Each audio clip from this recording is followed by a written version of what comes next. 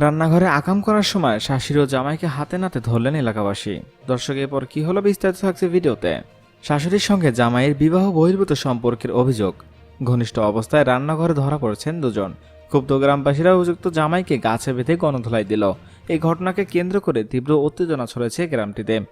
শুক্রবার রাতে ঘটনাটি জানাজানি হয়।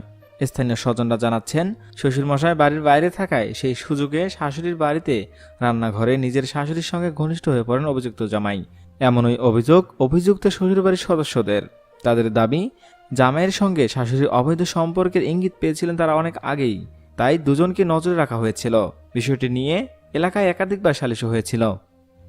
জানা যায়, বাড়িতে কেউ না থাকার সুবাদে রান্নাঘরে যখন শাশুড়ি এবং জামাই অন্তরঙ্গ মুহূর্ত, তখনই সেখানে ঢুকে পড়ে দুজনকে হাতে নাতে ধরে ফেলেন বাড়ির সদস্যরা।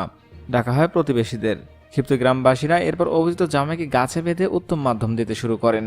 ঘটনায় জড়িত শাশুড়িকে প্রথমে বেঁধে রাখা হয়, পরে একসময় তাকে ছেড়ে দেওয়া হয়। ঘটনাকে কেন্দ্র করে তীব্র চাঞ্চল্য সৃষ্টি হয়েছে এলাকায়। খবর পেয়ে ঘটনাস্থলে পৌঁছায় ধূপগুড়ি থানার পুলিশ। অভিযুক্ত শাশুড়ি এবং জামাইকে উদ্ধার করে থানায় নিয়ে যায় পুলিশ। দর্শক, এই জামাই শাশুড়ি কি শাস্তি আপনারা আশা করছেন? জানতে চাই আপনাদের মূল্যবান মতামত। এখনকার মতো এখানেই শেষ। পরবর্তী আপডেট নিউজ পেতে চ্যানেলকে সাবস্ক্রাইব করে আমাদের পাশে থাকুন। ধন্যবাদ।